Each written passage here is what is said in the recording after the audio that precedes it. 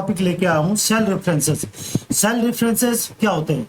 Cell references तीन प्रकार के होते हैं। नंबर वन है हमारे पास रिलेटिव रेफरेंसेस, नंबर सेकंड है हमारे पास एब्सोल्यूट रेफरेंसेस, और एब्सोल्यूट को डिनोट किससे करते हैं? डॉलर के निशान से। नंबर थर्ड हमारे पास मिक्स रेफरेंसेस। मिक्स का मतलब क्या होता है? It is made up of relative and absolute. जो मिक्स रेफरेंस होता है वो रिलेटिव और एब्सोल्यूट से मिलकर बना होता है, इसलिए इसको बोलते हैं mix references. It is made combination of relative और एब्सोल्यूट रेफरेंस। तो अब मेरे नए टॉपिक में आप पढ़ोगे रिलेटिव। तो देख लीजिए पहले रिलेटिव का हमारे पास एग्जांपल है।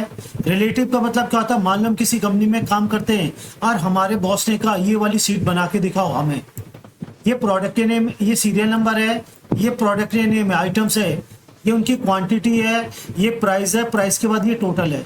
अगर टोटल में करना चाहते हैं तो पहले हम इक्वल का निशान इस वाले सेल की मल्टीप्लाई करेंगे और इससे, और जैसे आप एंटर मारेंगे तो ये इसको बोलते हैं हमारे पास रिलेटिव रेफरेंसेस।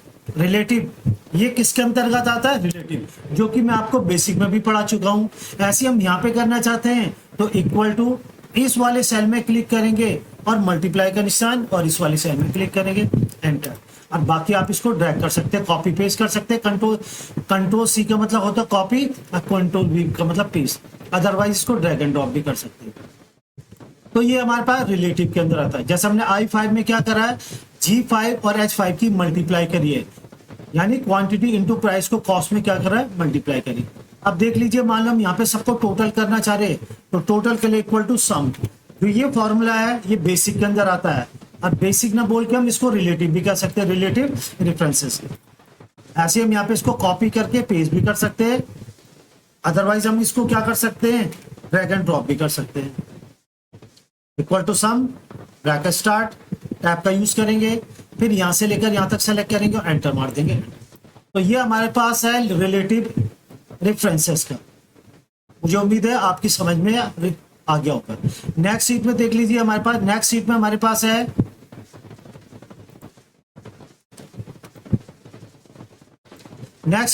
पास है एब्सोल्यूट रेफरेंसेस। और एब्सोल्यूट रेफरेंसेस किसको डिनोट करता है? डॉलर का निशान।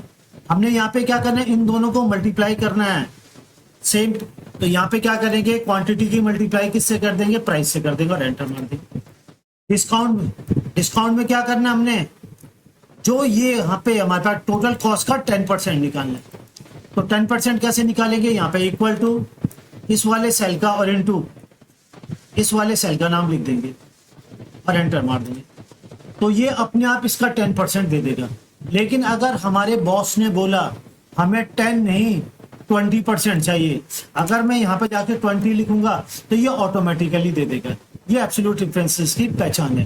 दूसरा तरीका एब्सोल्यूट रेफरेंसेस का ये भी है, इक्वल टू पहले इस वाले सेल में क्लिक करेंगे, फिर मल्टीप्लाई का निशान। इस सेल के नाम लिखने से पहले हमें डॉलर का निशान लगाना पड़ेगा। इसका नाम क्या? के, फिर डॉलर का निशान लगाएंगे और क्या 1 और एंटर मार देंगे। जैसे आप एंटर मारेंगे तो ये एब्सोल्यूट रेफरेंसेस बन गया हमारे पास। और चाहे तो इसको F4 से आप लॉक भी कर सकते हैं। इस वाले सेल को हम F4 से लॉक भी कर सकते हैं। अब हमने दोनों को सेलेक्ट करा है, इसको ड्रैग एंड ड्रॉप करेंगे तो ये अपने आप। अगर मान लो हमारे बॉस ने बोला 5% चाहिए, तो जैसे यहाँ पे जाके 5 करेंगे तो ये ऑटोमेटिकली इस वाले का 5% कैलकुलेट कर लेगा, क्योंकि हमने इस फॉर्मूले में एब्सोल्यूट रेफरेंस का लगाया है। मुझे उम्मीद है एब्सोल्यूट रेफरेंस किसको करता है? डॉलर का। डॉलर का मतलब ये अपने आप ही ले लेगा। अगर 5 की जगह मैंने 20 कर दिया तो ये 20।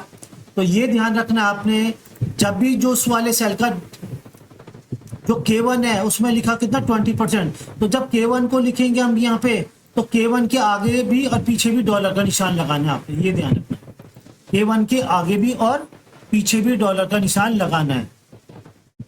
मुझे उम्मीद है स्टूडेंट ये भी आपकी समझ में आ गया होगा। ये हमारे पास है, इसको ड्रैग एंड ड्रॉप कर लेंगे हम। तो ये हमारे पास फॉर्मूला है। किस सेल का ना, अगर 20 की जगह मैं 5% लिखता हूं तो 5 आ जाएगा। अगर मैंने 10 लिख दिया, यहाँ पे क्लिक करेंगे तो ऑटोमेटिकली चेंज हो जाएगा ये परसेंटेज। तो इसमें क्लिक करेंगे, हमारे पास ये फॉर्मूला इसका ये। तो आपने यहाँ पे ये ध्यान रखना है, रेफरेंस ऑपरेटर का यूज करना है। जिस वाले सेल में परसेंट लिखा हुआ है जब उसकी यहाँ पे मल्टीप्लाई करेंगे तो K1 के आगे भी और 1 के आगे भी आपने डॉलर का निशान लगाना है। नंबर थर्ड हमारे पास है मिक्स रेफरेंस। मिक्स किससे मिलकर बनता है? रिलेटिव और एब्सोल्यूट से। फिर आप देख लीजिए टोटल कॉस्ट में हमने क्या करना है, टोटल कॉस्ट में हमने पहले इन दोनों की मल्टीप्लाई करनी है, इस वाले सेल की मल्टीप्लाई इससे कर देंगे। यहाँ पे डिस्काउंट में कितना निकालना है? 10% इक्वल टू ये वाला सेल इनटू, फिर डॉलर का निशान लगाएंगे, what is the name of this cell? J, फिर डॉलर का निशान लगाएंगे और 1। जैसे आप एंटर मारेंगे तो ये आ गया। अब क्या, हम किसी कंपनी में काम करते हैं, मान लो हमारे बॉस ने हमें क्या बोला कि ये तो हमें इन दोनों को मल्टीप्लाई करके आया है और यहाँ पे उसका क्या निकल गया? 10% डिस्काउंट देता है कंपनी हमें। तो 10% का मतलब हमें अगर कोई आइटम की कॉस्ट 1200 है तो 120 रुपए का हमें क्या मिलेगा? डिस्काउंट मिलेगा। और एक्चुअल कॉस्ट में क्या है? कंपनी ने जिनसे हम सामान खरीदते हैं उन्होंने हमें ऑफर दिया है, जो भी हम सामान खरीदेंगे उसमें 100 रुपीज का और डिस्काउंट दे दिया है। जो भी हमने सामान खरीदा है उसमें उन्होंने हमें क्या कर दिया? 100 रुपीज का डिस्काउंट एक्स्ट्रा और दे दिया है। तो उसके लिए क्या करेंगे हम? उसके लिए क्या करेंगे देख लीजिए, यहाँ पे जाके इक्वल टू, पहले इस वाले सेल का नाम लिखेंगे, तो ये I6, तो I6 हमारे पास क्या होगा? Relative reference. फिर माइनस करेंगे इस वाले सेल का, किसका? 100 वाले का। तो 100 क्या हमारे पास? ये सब के लिए कॉमन है 100, तो 100 को बोलते हैं हमारे पास एब्सोल्यूट रेफरेंसेस। तो 100 का नाम लिखना, आपने 100 नहीं लिखना, 100 का नाम लिखेंगे, क्या लिखेंगे?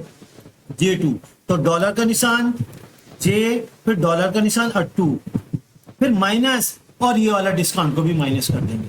और जैसे आप एंटर मारेंगे तो टोटल कॉस्ट ऑफ गुड्स की, हमारे पास सामान की कितनी हो गई? 980 एक्चुअल कॉस्ट हो गई। तो ये तो हमारे पास टोटल थी 120, तो ये वाला 10% के हिसाब से डिस्काउंट मिला, और ये 100%, इसमें 100 करने के बाद फिर आप इन तीनों को सेलेक्ट करेंगे। आप इसको, और जिसको आपने रेफरेंस ऑपरेटर बनाया है उसको F4 से लॉक कर देंगे हम, और फिर तीनों को सेलेक्ट करके इसको हम क्या कर देंगे? ड्रैग एंड ड्रॉप कर देंगे। ये ध्यान रखना है, लॉक करना जरूरी है, लॉक नहीं करेंगे तो वैल्यू आपकी चेंज हो जाएगी। तो आप तीनों को सेलेक्ट करेंगे और जैसे ड्रैग करेंगे तो ये अपने आप आ जाएगा। तो मुझे उम्मीद है स्टूडेंट आपकी समझ में आ गया होगा।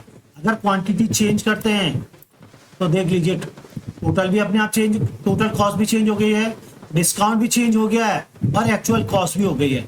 एक्चुअल कॉस्ट में क्या करना है? टोटल में से क्या करना है? एक्चुअल कॉस्ट में क्या करना है स्टूडेंट?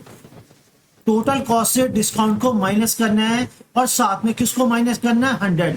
ये 100 कंपनी ने हमें स्पेशल ऑफर दिया है क्योंकि हम उसके रेगुलर कस्टमर है, इसलिए उसने बोला जो भी आपकी डिस्काउंट के बाद होगा उसके बाद भी वो हमें 100 रुपीज का डिस्काउंट दे रहा है। तो ये हमारे पास मिक्स रेफरेंस, ये वाला फॉर्मूला हमारे पास है मिक्स रेफरेंस का।